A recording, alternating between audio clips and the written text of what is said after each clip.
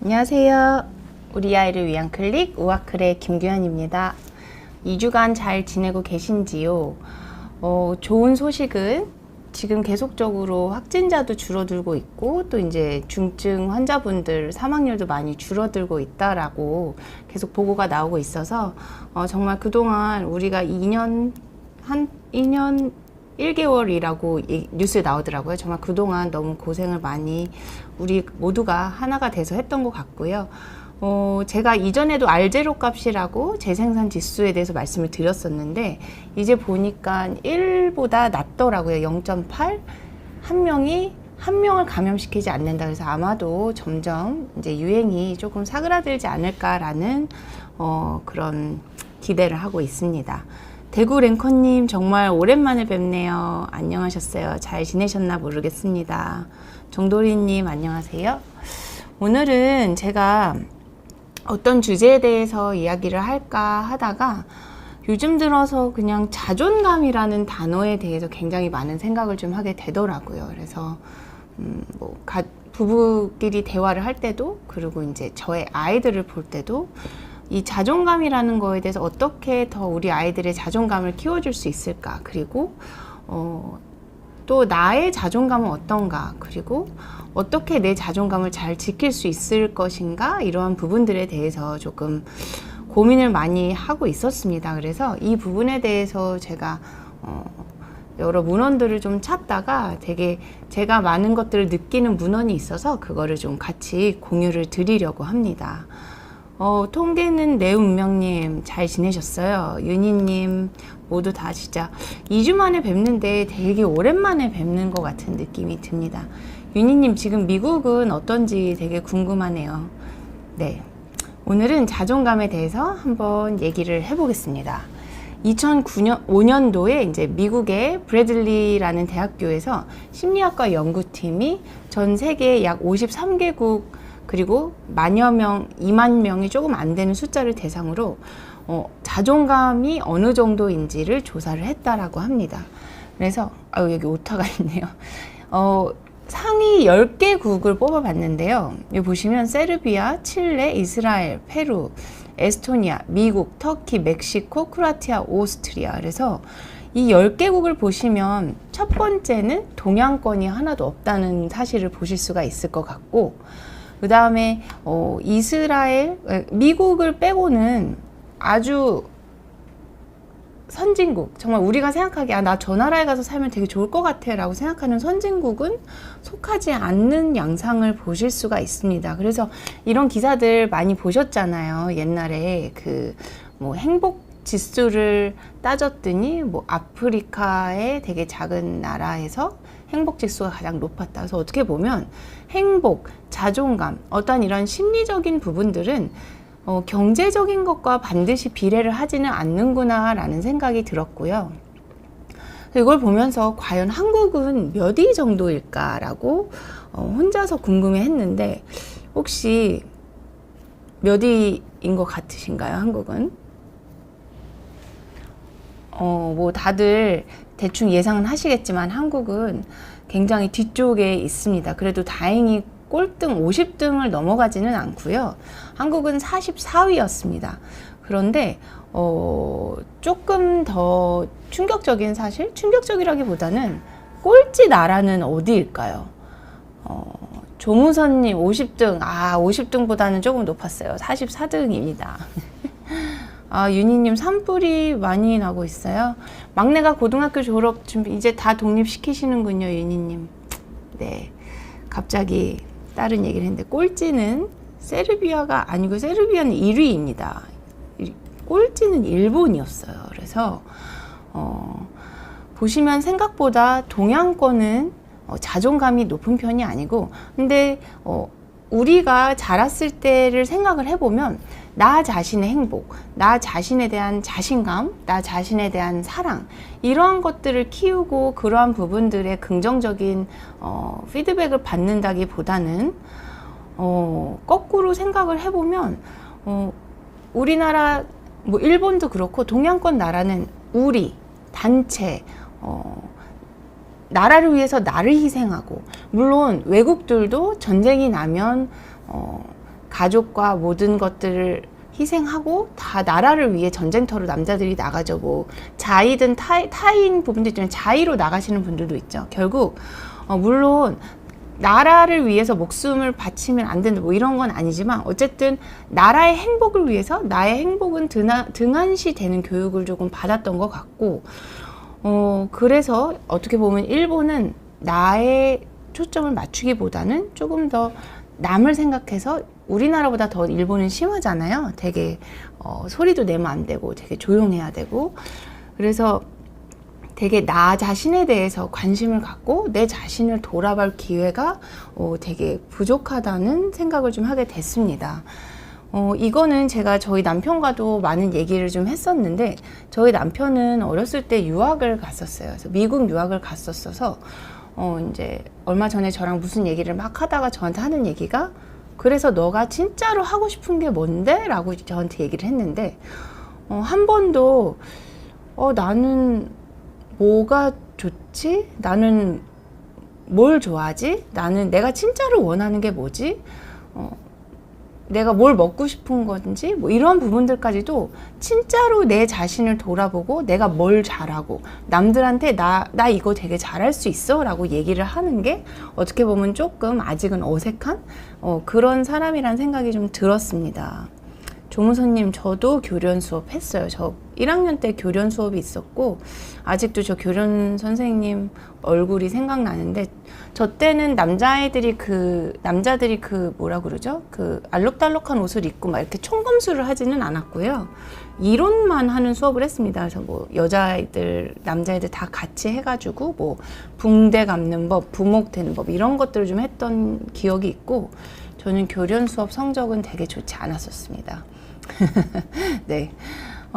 그래서 어떻게 보면 우리조차도 자존감 그리고 나에 대한 생각을 많이 해보지 않은 세대의 부모들이기 때문에, 우리 아이들, 지금 아이들이 과연 어떻게 자기의 자존감을 좀 세울 수 있고, 이게 정말로 잘못된 방향에 자존심으로 가지 않고 정말로 자존감이 강하면서 자기를 사랑하고, 그러면서 사회 안에서 공헌을 할 수 있는 그런 아이를 어떻게 키울 수 있는지에 대해서 조금 제가 고민을 하는 시간이 있었습니다. 그래서 일단은 자존감과 자존심이 뭐가 다를까 해서, 어떻게 보면 지금 제가 소아정신과 수업을 하는 건 아니고 제가 부모로서 궁금한 내용을 공부해서 같이 나누는 거기 때문에 조금 제가 궁금한 위주로 좀 찾아보았습니다. 그래서 자존감은 자아 존중감의 줄임말이라고 합니다. 그래서 자아를 존중하는 마음이 자존감이고, 반면에 자존심은 조금 다른 개념입니다. 그래서 자존감은 나를 존중하고 나를 사랑하는 마음이라고 정의를 하면 되고, 자기 자신에게 가지는 애착, 그리고 나를 존중하는 것, 나를 사랑하는 것, 그리고 나에게 대해서 신뢰를 느끼는 기본적인 욕구라고 그럽니다. 어떻게 보면 그래서 자존감도 기본적인 욕구라는 것이 저는 되게 신선한 것이었고, 그래서 이러한 부분들을 우리 아이들에게서도 잘 키워줘야 되겠다라는 생각을 좀 하게 되었습니다. 그리고 자존심과 조금 다른 점이 있다면, 자존감은 나의 포커싱이 되어 있습니다. 그래서 타인과의 어떤 경쟁이랑은 상관이 없는, 경쟁과의 바깥에 있는 그러한 감정이라고 할 수가 있고, 있는 그대로 나의 모습에 대해서 긍정을 해주는 그러한 부분이라고 생각을 하시면 되고, 반면에 자존심은 내가 아니고 다른 사람에게 존중을 받고자 하는 마음이다. 그래서 자존감은 내가 나를 존중해 주는 거고, 자존심은 다른 사람들이 나를 존중하도록 하는 그런 마음이다. 그래서 이것은 내가 포커스가 아니라 타인과 나와의 관계, 그 중에서 특히 경쟁적인 관계 안에서 규정이 되어지고, 또 그런 경쟁 속에서 긍정을 받는 것이 자존심이라고 합니다. 그래서 우리들이 우리 아이들을 봤을 때, 그리고 나를 봤을 때 과연 내가 자존감이 높은 건지 자존심이 높은 건지를 잘 구분할 수가 있어야 되고, 자존심이 그렇다고 아주 불필요하다는 건 아니지만, 자존감이 낮거나 없으면서 자존심만 셀 때는 정말로 굉장히 이질적이고 굉장히 이기적인 사람으로 자랄 수밖에 없겠죠. 그래서 이러한 부분들이 굉장히 조금 자존심과 자존감을 다르게 구분해야 되는 그런 이유라고 저는 생각을 하게 되었습니다.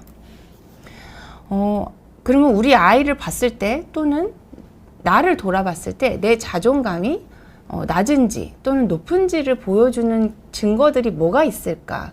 생각보다 2페이지에 걸쳐서 있거든요. 그래서 하나하나씩 같이 읽어보면서 나에게 이런 모습이 있지는 않은지 한번 조금 살펴보는 시간을, 반성의 시간을 가졌으면 좋겠습니다. 그래서 자존감이 낮은 친구들은 새로운 시도들을 하지 않고 어떠한 새로운 과제나 도전이 있을 때 나 이거 한번 해볼까? 라는 생각보다는 나는 안 해, 못 해. 그렇게 피한다라고 합니다. 그래서 이거는 그 개인이 자존감이 낮기 때문에, 근데 자존감이 낮은 것 중에서 제가 뒤에서도 말씀드리겠지만 실패에 대한 두려움과 무력감이 굉장히 크기 때문에 새로운 도전을 하지를 못하는 거죠.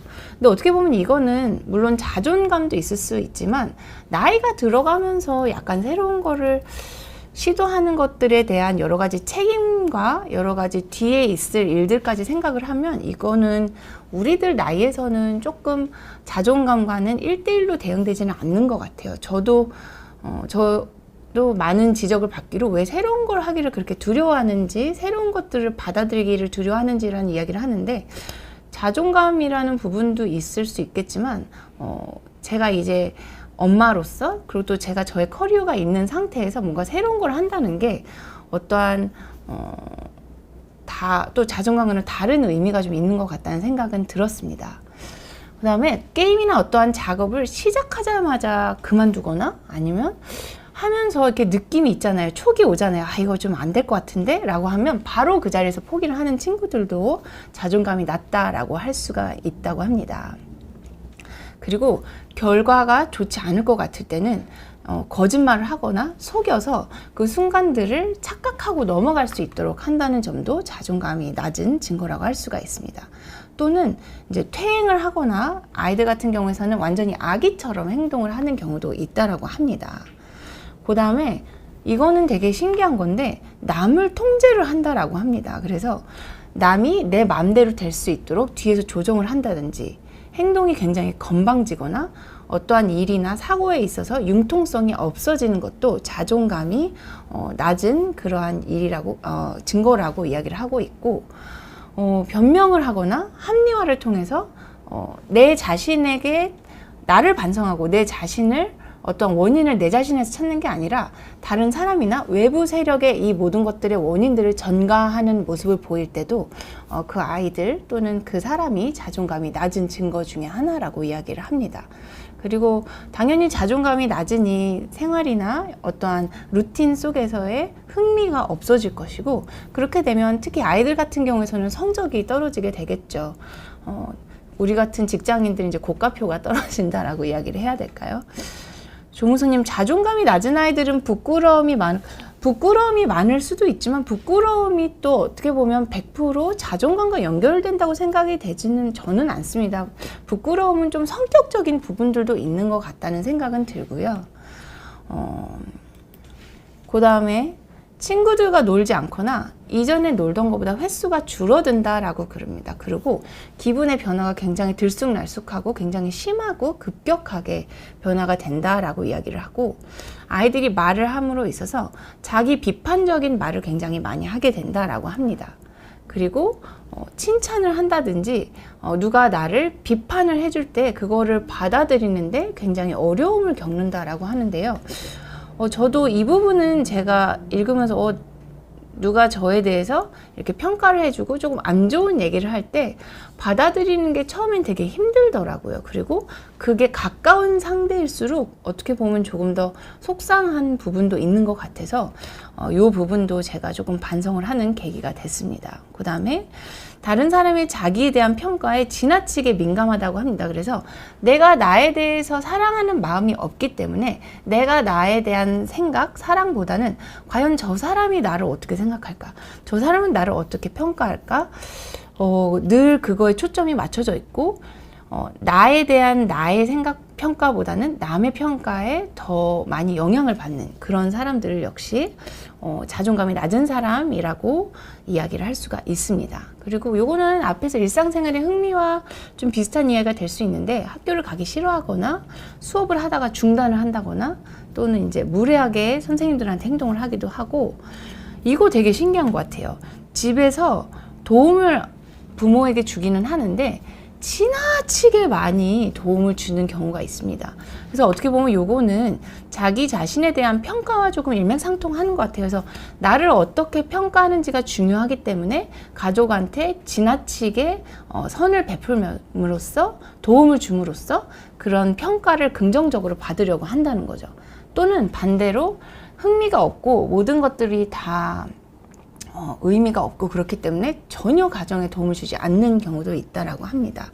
그래서 앞과 뒤에 이러한 항목들을 하나씩 보시면서 나는 얼마나 이런 면이 있나, 또는 우리 아이들은 얼마나 이런 면들이 있나를 조금 돌아보면 될 것 같고요. 그래서 저도 이 부분들을 읽으면서 내 자존감은 어느 정도인가에 대한 생각을 좀 해보게 되었습니다. 그렇다면 이러한 아이들 또는 이러한 내 자신을 볼 때 내가 그러면 건강한 자존감을 충족하기 위해서는 어떠한 부분들이 충족이 돼야지 내가 정말로 자존감이 뿜뿜 강해질까, 좋아질까, 이러한 부분들을 한번 정리를 해보았습니다. 굉장히 많은 요소들이 있더라고요. 그래서 가장 먼저 나온 것은 안전감입니다. 세이프티죠. 그래서 내가 얼마나 내가 지금 얼마나 안전한지도 중요하지만 앞으로도 얼마나 안전할지에 대한 미래에까지도 이러한 사고들이 확장이 될 수가 있다라고 그립니다. 그래서 아이들 같은 경우에는 반드시 자신, 그리고 지금 현재뿐만이 아니라 미래에 대해서 안전하다는 느낌을 가지고 있어야지 자존감이 충족이 된다라고 합니다. 그래서 이게 가장 기본이라는 생각이 들고, 그렇기 때문에 어떻게 보면 부모라든지 그 사회, 학교, 친구, 집단에서는 이 아이가 안전하다는 그러한 심리적인 서포트를 굉장히 잘 해줘야 된다. 심리적인 것뿐만이 아니라 여러 가지 외부적인 환경에서의 서포트도 중요하다라는 생각을 좀 하게 되었습니다. 근데 이 안정감에 대한 거는 모든 항목에서 요즘 나오게 되는 것 같아요. 제가 회사에서 리더스 포럼이라고 그래서 이제 매니저급들을 모아두고 이제 강의를 또 하고 교육도 받고 하는 세션들이 1년에 2번씩 있더라고요. 근데 거기서 가장 중요한, 건강한 문화를 만들기 위해서 가장 중요한 것은 이 세이프티라는 이야기를 했습니다. 그래서 예를 들면 회사 안에서도 내가 어떤 단체 안에서 내가 어떤 의견을 내려고 해도 내가 안전하다는 생각이 있어야지 부정적인 의견도 제시할 수 있고, 부정적인 얘기도 할 수 있고, 비판도 할 수 있고, 더 나아가서는 더 새로운 것들을 도전할 수가 있다라고 이야기를 하고 있습니다. 그래서 이 안전한 거에 대한 생각은 자존감뿐만이 아니라 요즘 모든 사고에 있어서의 베이스가 된다라는 생각이 들었습니다. 어떻게 보면 내가 안전한 것을 서포트를 받지 못할 때 직장에서도 굉장히 불안하고, 일을 할 때도 내가 이걸 해도 될까에 대한 여러 고민이 생기는 것 같더라고요. 그래서 가장 중요한 것은 안정감, 세이프티입니다. 두 번째는 소속감입니다. 그래서 내가 거기에 단체 안에 소속되어 있구나. 그래서 거기 안에 있다는 것뿐만이 아니라 그 단체 안에서 내가 그 사람들에게 인정받고 사랑받고 있다라는 그런 느낌이 있어야 된다라고 합니다. 그래서 이 소속된 단체라는 것은 꼭 무슨 학교라든지 무슨 학원, 무슨 스포츠 클럽 이런 게 아니라 가장 작은 단위는 아마도 가족이 아닐까 싶습니다. 그래서 가족 안에서 나는 인정을 받고 있고, 우리 엄마 아빠, 우리 형제 자매들은 나를 정말 사랑해 주는구나, 이러한 그런 느낌 속에서 그 안에 내가 소속되어 있는 감정을 느끼는 게 굉장히 중요하고, 나아가서는 이제 말씀드렸던 여러 단체들, 이웃, 그리고 나아가서 지역 사회와 그 국가 안에서 내가 소속되어 있다는 그러한 마음이 있어야 된다라고 합니다. 그래서 만약에 이러한 수용적인 느낌 그리고 집단 전체성이 없는 아이 같은 경우에서는 나는 여기서 거부당하고 있구나, 이 단체는 나를 원하지 않는구나, 이 가족은 나를 사랑하지 않는구나, 그리고 외롭다, 이러한 감정들을 느끼면서 점점 그 단체와 동떨어지게 되면서 자존감이 같이 떨어질 수가 있다라고 합니다. 그래서 이 두 가지가 가장 처음으로 나오고 있습니다. 그 다음에는 목적 의식입니다. 그래서 아이들은 자기가 가지고 있는 어떤 목적이 있겠죠. 그게 뭐 작은 것, 뭐 예를 들면은 저희 아이가 요즘 포켓몬 카드에 빠져 있는데, 내가 무슨 포켓몬 카드를 언제까지 몇 개를 모아야겠다, 몇 개를 사야겠다, 뭐 이러한 그런 단기적이고 아주 단편적인 목적부터 내가 어떠한 목적을 가지고 살 것인지에 대해서 굉장히 여러 가지 범위가 있는 것 같아요. 그런 목적이라든지 방향을 제시하는 어떠한 목표, 그리고 성취감, 그리고 자기 표현을 위해서 내가 내 에너지를 어떻게 쏟아야 되는지 알아야 되는 게 굉장히 중요하다고 합니다. 근데 이 부분은 저도 저의 어렸을 때를 굉장히 돌아보게 된 것 같아요. 저 어렸을 때까지만 해도 너 커서 뭐 될래? 그러면 남자는 뭐 사장님 될 거예요, 대통령 될 거예요, 경찰 될 거예요, 소방관 될 거예요, 이런 의사 될 거예요 있었고, 여자는 화가 될 거예요, 선생님 될 거예요, 간호사 될 거예요. 그래서 저도 유치원 때 간호사가 되고 싶다라고 생각을 했는데, 왜냐하면 저는 여자는 의사를 못하는 거라고 생각을 했었어요. 왜냐하면 옛날에 드라마나 뭘 보면 다 여자는 이렇게 무슨 이렇게 플라스틱으로 된 모자를 쓰고 다 치마를 입은 간호사만 있고, 남자는 다 가운을 길게 입고 청진기를 메고 의사를 하잖아요. 그래서 어떻게 보면은 내가 내 에너지를 너무나도 획일화된 또는 사회가 정해주는 어떤 그런 목표들에 쏟아려고 했었던 게 아닌가, 그 부분들을 조금 반성을 하게 됐습니다. 그래서 우리 아이들이 어떻게 나의 에너지를 나의 목표와 나의 표현을 위해서 써야 되는지를 지금부터 적극적으로 지지해주고 또 도와줘야 된다라는 생각을 좀 했습니다. 저의 아이가 그림을 굉장히 좋아하고 잘 그리는데, 저 어렸을 때까지만 해도 그림 그리는 사람은 배고파라는 이야기를 많이 들었어요. 예술가는 배가 고파, 이 얘기 많이 들어보셨죠?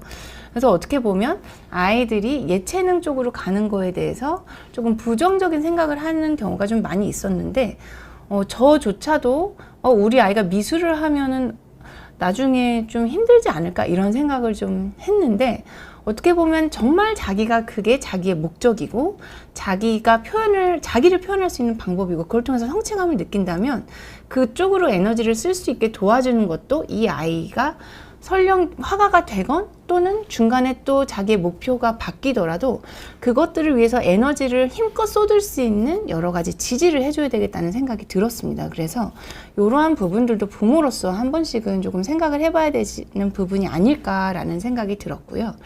이러한 목적의식이 없다면 아이들 같은 경우에는 삶이 되게 지루하고 루즈하고 나는 목표가 없고, 그러니까 어떻게 보면 부모라든지 주변 선생님 또는 나에게 영향력을 미칠 수 있는 어른들이 나의 삶을 어떠한 방향으로 유도하거나 넌 이렇게 해야 돼 라고 밀어붙였을 때 그것에 대해서 굉장히 반발을 심하게 할 수 있다라고 합니다.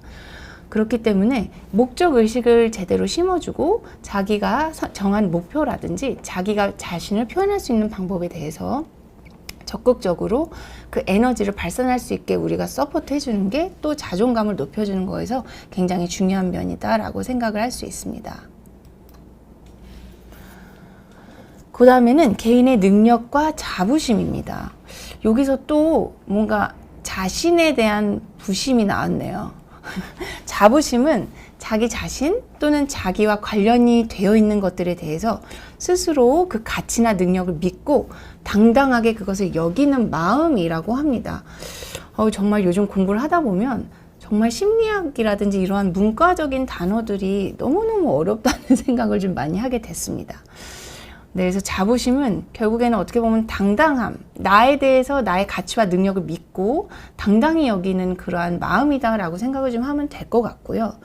아이들 같은 경우에서는 자신의 인생에 직면한 문제들을 해결할 수 있는 본인의 능력에 대해서 자신감을 느낄 수가 있어야 된다고 합니다. 물론 이것은 본인의 능력이 어느 정도냐 또는 그 문제가 어느 정도의 난이도냐에 따라서도 조금은 다른 상대적인 개념이 될 수가 있겠죠. 이러한 개인의 능력은 문제를 독립적으로 해결하고 또 창의적으로 해결하고 또 노력에 대해서 그것을 노력한 만큼의 결과를 얻는 그러한 성공적인 경험에서부터 발전을 한다라고 합니다. 그래서 반드시 어떠한 문제를 해결하는 능력이 너무 클 필요는 없는 것 같아요. 예를 들면 뭐 나는 전과목 100점을 맞아야 된다 이런 거보다는 내가 지난번에 몇 개 틀렸는데 이번에는 몇 개를 틀렸구나, 이러한 부분들이 굉장히 중요한 것 같다라고 생각을 하게 됐습니다. 제가 이거에 대한 예시를 저랑 되게 친한 심리를 하는 엄마한테서 얘기를 들었는데 그 친구가 수학 시험 문제를 3개인가 4개를 틀려왔대요. 그래서 엄마가 어머 얘 너 왜 이렇게 많이 틀렸니? 그랬더니 그 친구가 하는 말이, 엄마 나 집에서 연습했을 때는 반 틀렸는데 이번에는 24문제 중에서 4개밖에 안 틀렸잖아요. 이렇게 얘기를 하더래요. 제가 그 얘기를 들은 게 이거를 정리하면서 생각이 나더라고요. 어떻게 보면 그 본인의 경험에서는 자기가 집에서 풀 때는 반을 틀렸는데 시험에서는 4분의 1도 안 틀린, 6분의 1도 안 틀린 거죠. 그러니까 그러한 경험들이 이 아이에게 있어서는 성공적인 경험인 거예요. 그러면 이 친구는 내가 다음에는 조금 더 이거를 줄여볼까? 이러한 또 긍정적인 피드백을 본인에게 받을 수가 있겠죠. 그래서 개인의 능력과 자부심이 굉장히 자존감에 중요하다. 그리고 아마 저에게 그 얘기를 해준 친구는 굉장히 자존감이 강한 친구다라는 생각이 들어서 되게 이걸 정리하면서 기특하다는 생각이 들었습니다. 그래서 아이들이 자기에 대해서 적절한 기대치를 설정하는 것이 본인의 역량과 자신감을 개발하는 데 굉장히 중요하다라고 합니다. 제가 이 부분에 대해서 조금 요즘 고민을 하고 있는 게 저의 딸이, 둘째 딸이 영어 유치원을 다니게 됐어요.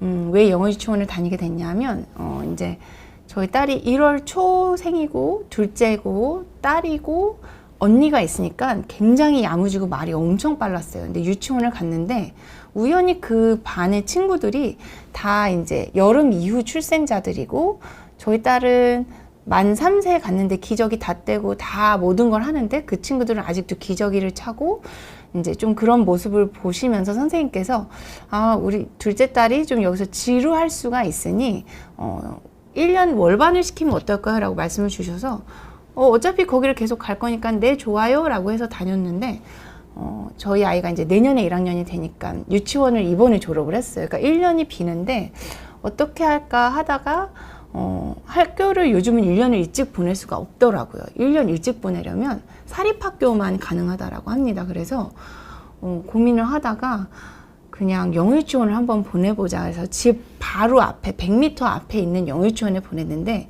저는 한 번도 영어 교육을 이 아이에게 시켜본 적이 없기 때문에 이 아이가 영어 유치원에 가서 조금 당황한 거예요. 그래서 자기가 거기 가니까 이전 유치원에서는 자기가 분위기를 거의 휩쓸고 휘젓고 다녔는데 여기서는 그렇게 하지 못하는 거에 대해서 조금 굉장히 좀 의기소침해지고 좀 힘들어하는 부분들이 있다라고 이야기를 하더라고요. 그래서 이 부분을 제가 보면서 너무 처음부터 너가 그렇게 할 수 있어 라는 기대치보다는 조금씩 네가 들을 수 있는 게 많아지고 친구들이랑 이야기할 수 있는 게 많아지는 거에 좀 의미를 두는 것을 이야기를 계속했더니 얼마 전에 저한테 하는 말이, 엄마 요즘 나 유치원이 되게 재밌어졌어 이야기를 하더라고요. 그래서 왜? 그랬더니 자기가 유치원에서 친구들이랑 할 수 있는 말이 많아지고 더 잘 들려서 수업이 더 재밌어졌다는 거예요. 그래서 너무 내가 처음부터 기대치를 이만큼 세워놓고 이 아이를 그게 못 된다고 채찍질을 하기보다는 적절한 기대치를 줌으로써 어떻게 보면 이 아이는 그 작은 한 계단을 올라가는 게 삶에서의 굉장히 긍정적인 성공이라고 생각을 할 수가 있기 때문에 그걸 조금씩 해줘야겠다라는 생각이 들었습니다. 그래서 혹시 저희 딸처럼 조금 요즘 의기소침해 하거나 그런 친구들이 있다면 조금 기대치를 약간 낮춰서 한 단계씩 차근차근, 근데 이 기대치를 낮추라는 게 그래 넌 그거밖에 안 돼 라는 게 아니라 너는 이만큼 할 수 있는데 지금 일단 한 계단부터 가자라고 하면서 조금 심리적인 지지를 해주면 도움이 많이 될 거라는 생각이 들었습니다. 그리고 부모가 아이들을 과도하게 보호하거나, 왜 저희 때 그런 얘기 있잖아요. 헬리콥터맘. 그래서 정말 위를 뱅글뱅글 돌면서 진짜로 얘가 학원에 가는지 안 나오는지, 나오면 다시 태워서 어디 가고, 이런 과잉 보호. 그 다음에 아이가 부모에게 너무 의존적이거나, 또는 아이가 자기에 대해서 기대치가 너무 높기 때문에 그거를 달성하지 못하면 아이는 나는 이거를 통제할 수가 없구나, 나는 내 거 하나 제대로 못하는구나 라고 능력이 없는 아이로 자기를 치부하고 또 무력하다고 본인이 느껴질 수가 있다라고 합니다. 그래서 초코바나나님 감사합니다. 방금 예와 정말 맞거든요. 그래서 아이를 포기하고 기대치를 낮추세요가 아니라 우리가 빨리빨리 함께 달성할 수 있는 기대치부터 세우면서 저 높은 곳을 향해서 같이 갈 수 있는 그러한 발걸음을 맞춰주는 부모가 되는 게 굉장히 중요하다라는 생각을 했습니다. 그 다음에는 신뢰감입니다. 그래서 아이들은 나 자신에 대한 것뿐만이 아니라 부모에 대해서도 신뢰감을 느낄 수가 있어야 됩니다. 나는 믿을 수가 있구나, 나를 믿을 수 있구나, 우리 부모를 믿을 수가 있구나.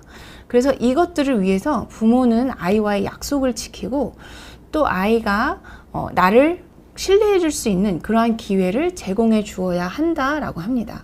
저희 남편은 이 부분에 대해서는 제가 굉장히 칭찬을 하는 게, 아이들이랑 허튼 약속은 하지 않아요. 아빠 장난감 뭐 다 사줄게, 이런 허튼 약속은 하지 않지만 굉장히 어렵게 뭔가 하나를 약속을 하면 그거는 정말로 지킵니다. 그래서 예를 들면 저희 아이들이 아빠를 너무 좋아해서 일주일에 평일 중에 이틀은 큰아이 하루, 작은아이 하루, 아빠가 일찍 오는 날은 같이 잘 수가 있어요. 근데 저희 남편도 이제 막 수술이 많거나 당직을 쓰다가 집에 갑자기 오면 피곤하니까 예약제로 받습니다. 그러면 아이들이 주말이 되면 아빠한테 물어봐요. 아빠 이번 주에는 언제 일찍 끝나요? 그럼 저희 남편이 큰아이는 무슨 요일, 작은아이는 무슨 요일 아빠가 일찍 올 수 있을 것 같아? 라고 약속을 하면 진짜 그걸 찰떡같이 지키더라고요. 그래서 그걸 보면서 되게 어떻게 보면 되게 별거 아니잖아요. 아빠가 늦을 수도 있고 아이가 먼저 잠들 수도 있고, 근데 아이가 먼저 잠들면 그 약속을 지키기 위해 자는 아이를 안방에 눕히고 자기가 그 옆에서 자요. 그래서 어떻게 보면 우리 아빠는 진짜 이 작은 거라도 믿고 다 약속을 지켜주는구나, 이러한 작은 신뢰서부터 쌓여가고 쌓을 수 있다라는 생각이 들었습니다. 그래서 우리 부모님들도 너무 거창한 약속, 아빠가 에버랜드 데려가 줄게 이런 거 말고 진짜로 작은 약속 하나라도 같이 지켜가면서 서로에 대한 신뢰감과 유대감을 잘 정립을 하면 자존감뿐만이 아니라 사춘기가 됐을 때 부모와의 관계도 굉장히 좋을 것 같아요. 그래서 저 같은 경우에도 제가 제 자신을 자부할 수는 없지만 부모님을 사춘기 때 많이 괴롭혔던 것 같지는 않아요. 오히려 늦게 대학생이 돼서 좀 괴롭혔던 것 같은 생각이 드는데, 어떻게 보면 거꾸로 얘기하면 저희 부모님은 저에 대해서 정말로 무한 신뢰를 받으실 수 있게 늘 그러한 신뢰감을 주셨던 것 같아요. 늘 약속을 잘 지키고. 그래서 이러한 부분들은 부모가 된 저로서도 우리 아이들에게 좀 잘 해야겠다라는 생각이 들었습니다. 그 다음에는 책임감이에요. 그래서 아이가 자신이 할 수 있는 것을 부모에게 증명할 수 있는 기회를 주세요. 어떻게 보면 앞에서 나온 얘기들이랑 되게 비슷비슷한 내용들인데요. 그래서 이 모든 것을 감시받고 우리 아이가 지금 잘하고 있나? 이런 감시를 계속하는 게 아니라 내버려 두고 그 작업을 아이가 스스로 수행을 함으로써 엄마 나 이렇게 했어요 라고 했을 때 그래 너가 이거를 혼자서 끝까지 잘했구나 라는 긍정적인 피드백을 받았을 때 이 아이는 그것에 대해서 책임감이 더 생기고 그러한 것들을 통해서 나에 대한 자존감이 더 늘어날 수 있다라고 합니다. 그래서 부모로서의 중요한 것은 놓아주는 것이라는 생각이 좀 들었습니다. 그래서 어떻게 보면 놓아주는 게 굉장히 힘든 것 같아요. 그래서 저도 가끔 우리 아이가 제가 원하는 대로 했으면 좋겠고 제가 원하는 친구들이랑 놀았으면 좋겠고 근데 그렇게 되어지지 않는 경우도 있거든요. 그랬을 때 아이를 좀 방임하는 게 아니라 그 아이를 믿고 조금 아이에게 어떠한 바운더리를 조금 제공을 했을 때 그 바운더리 안에서 그 아이는 자기가 할 수 있는 걸 부모에게 증명하기 위해서 또 최선을 다하는 모습이 있겠죠. 근데 이거를 갑자기 해주면 안 되는 것 같아요. 요즘 저희 큰딸이 조금씩 좀 초 2, 3 요때가 굉장히 좀 노는 거 좋아하고 제가 루틴을 되게 잘 잡았었는데 이게 확 풀리면서 슬라임과 그 포켓몬 카드에 굉장히 열정을 쏟아붓는 아이가 됐는데 처음에는 조금 어떠한 감시의 틀을 주는 건 필요한 것 같아요. 하지만 그 감시의 틀을 조금 루즈하게 주면서 그 안에서 아이가 스스로 하고 그걸 부모에게 증명해 줄 수 있는 그런 기회들을 계속적으로 조금 주는 것이 이 아이가 자기 인생과 자기 삶에 대해서 조금 책임감을 가질 수 있게 도와주는 방법이 아닐까라는 생각을 합니다. 그래서 엄마가 너 몇 시부터 몇 시까지 뭐 하고 몇 시부터 몇 시까지 뭐 했어? 어디 한번 보자. 이게 아니라 여기서부터 이 시간 안에는 너가 이걸 했으면 좋겠어. 엄마가 이따가 몇 시에 와서 볼게 라고 얘기를 하면서 지속적으로 옆에서 얘기를 해주는 거죠. 서연아 지금 몇 시네? 벌써 몇 시가 됐다. 이렇게 조금씩 아이에게 약간의 자극들을 주면 심한 감시는 아니지만 그래도 그 틀 안에서 그 아이는 무언가를 해내겠죠. 그래서 이러한 쪽에 어떠한 놓아주면서 그 바운더리 안에서 기회를 주는 것이 굉장히 중요하다라는 생각이 들었습니다. 그 다음에는 공헌감이 있어요. 그래서 부모가 아이로 하여금 너는 어떤 활동에 좀 참여를 해. 그리고 그 안에서 의미 있는 방식으로 기여할 수 있는 기회를 제공을 하는 것이 굉장히 중요합니다. 그래서 이거는 어떻게 보면 제가 이전에 뭐 밥 잘 먹는 아이로 키우기, 몸무게 늘리기 이런 데서도 얘기를 했었는데 예를 들면 집안일도 마찬가지겠죠. 그래서 오늘은 저녁 준비를 한다. 그러면 아이와 같이 마트에 갈 기회가 있으면 아이와 대화를 하는 거죠. 오늘 저녁 메뉴는 뭐가 있으면 좋겠니? 그러면 그 아이가 먹고 싶은 게 있으면 그래. 그러면 너는 거기서 네가 가서 슈퍼에서 그걸 사와봐. 그래서 이제 같이 장에 가서 그걸 아이가 골라 오도록 하고 그러면 뭐 예를 들면 그럼 그 과정에서 엄마 가르쳐 줄 수 있겠죠. 오이는 어떻게 하는 게 맛있는 거야. 뭐 아보카도는 고를 때 어떻게 고르면 좋아. 그러면 이제 사랑받는 아내, 사랑받는 남편으로 키울 수 있는 것 플러스 그러한 어떠한 일련의 행동이나 의식 가운데서 그 아이가 참여하고 그게 본인이 의미 있는 일을 하나의 어떠한 역할을 한다라는 생각이 들 수가 있는 거죠. 이러한 기회를 제공을 했을 때 자신의 중요성도 깨닫고 내가 여기에 어떻게 공헌을 할 수가 있겠구나 라고 생각을 하면서 그 능력을 더욱더 개발할 수가 있습니다. 너 정말 소중한 아이야. 너 정말 중요해. 너가 이 역할에서 굉장히 중요한 역할을 했잖아. 이러한 부분들을 깨달을 수 있게 그게 공헌감의 역할을 하고 그랬을 때 자존감이 같이 올라갈 수 있다라고 합니다. 그 다음에 선택과 결정을 내리는 감각 이런 것도 굉장히 중요하다라고 합니다. 그래서 중요한 것은 이 선택이 너 커서 뭐가 될래? 뭐 이러한 아이가 결정을 할 수 있는 게 아니라 예를 들면 오늘 저녁 메뉴 뭐 먹을래? 오늘 날씨가 이렇네. 오늘은 뭘 입을까? 아이의 능력, 아이의 나이, 그리고 어떻게 보면은 가족이 가치관이 있겠죠. 종교관, 가치관, 어떠한 그 가족에서 내려오는 전통. 그러한 것들을 굉장히 적절하게 아이가 선택을 하고 그 선택에 대해서 또 결정을 할 수 있는 능력을 키워주는 게 아이의 자존감을 키울 수 있는 방법이라고 합니다. 그래서 자신이 중요하다고 생각하는 어떤 결정을 내릴 때 그 권한이 자기에게 있다라고 믿을 수 있는 게 되게 중요한 것 같아요. 그 다음에 자기 훈련과 자제력입니다. 그래서 이 부분은 제가 되게 중요하다라고 생각되는 게 자제력이 굉장히 중요한 것 같아요. 그래서 저 같은 경우에서도 화가 나거나 했을 때 저를 자제하고 어떠한 행동에 있어서 과하지 않게 저를 여기까지라고 자제하는 능력을 어렸을 때부터 키우는 게 되게 중요한 게 주변 친구들 저를 보면서도 많이 느껴지는데 아이들이 더 많은 독립성을 얻고 달성하려고 노력을 할 때 스스로 해냈다라는 느낌이 필요해요. 그리고 또 그거 내가 해냈어 라고 느끼고 싶어 합니다.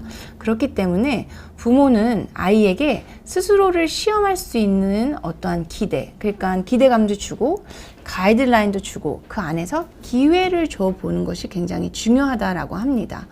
그래서 이렇게 자기 인식이 아이들의 미래 성장에도 굉장히 중요한 역할을 한다라고 하기 때문에 이 부분은 굉장히 중요한 것 같아요. 근데 제가 자제력이라고 생각을 요거를 하면서 무슨 생각이 들었었냐면, 제가 어렸을 때 이 손톱을 물어뜯는 버릇이 있었어요. 근데 초등학교에 다니면서 이제 초등학교 2학년이 됐는데 제가 손톱을 물어뜯는 게 되게 좀 창피해 보이더라고요. 그래서 어떻게 했냐면, 내가 하루에 손톱을 물어뜯는 시간을 제가 정했어요. 그래서 아직도 기억나는 게, 저는 학교 갔다 와서 그날 배운 거를 동아전과와 성문사 문제를 풀었던 기억이 나거든요. 근데 그거는 엄마가 감시하고 하지 않았어요. 제가 그냥 제 자리에 앉아서 그날 배운 걸 공부하고 혼자 채점하고 모르는 거 있으면 엄마한테 물어보고 그랬었거든요.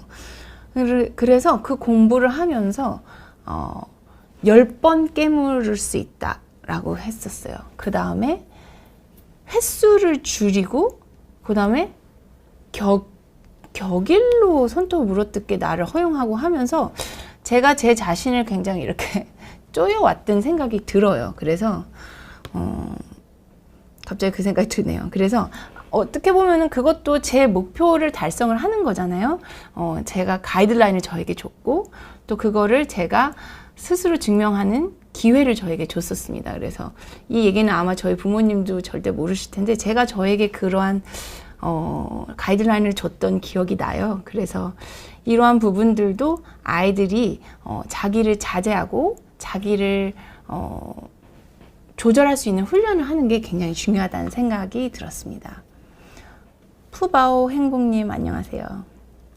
행복이라는 얘기가 있으니까 되게 좋네요. 격려, 지원, 보상에 대한 감각도 굉장히 중요하다고 합니다. 그래서 이거는 어떻게 보면 저희가 초등학교 이전의 아이들에게 스티커로서 어떠한 보상을 해주는 거랑 조금 일맥상통하는 것 같아요. 아이들은 어떠한 성취, 예를 들면 내가 뭐를 했어 라는 그런 성취감도 중요하지만, 그 성취를 했을 때 긍정적인 피드백, 그리고 그것에 대해 인정을 해주는 게 굉장히 중요합니다. 격려해 주는 거죠. 너 잘했어. 너 잘할 수 있어. 그것에 대해서 서포트 해주고, 또 그것에 대해서 상을 주는 것. 예를 들면 상이 뭐 꼭 굉장히 비싼 게 아니라, 너가 오늘 잘했으니 오늘은 너가 하고 싶은 뭐 테레비를 30분 보게 해줄게. 아니면 너가 좋아하는 책을 한 권 사줄게. 이런 식으로 어떠한 보상이 주어질 수가 있는 거죠. 자신이 잘하고 있고 다른 사람을 기쁘게도 해주고 내가 무언가를 해내고 있다. 이러한 진실된 메시지가 그냥 성취로만은 이루어지지 않는다는 거죠. 그것에 대해서 사람들 앞에서 격려를 받고 보상을 받는 것도 굉장히 중요하다라고 합니다. 그래서 아이들이 자존감을 강화하고 부모의 의견을 그것과 연결할 수 있도록 최대한 빨리, 피드백은 빨리 해야 돼요. 그리고 부드럽게 해줘야 돼요. 이게 굉장히 중요한 부분이라고 생각을 합니다.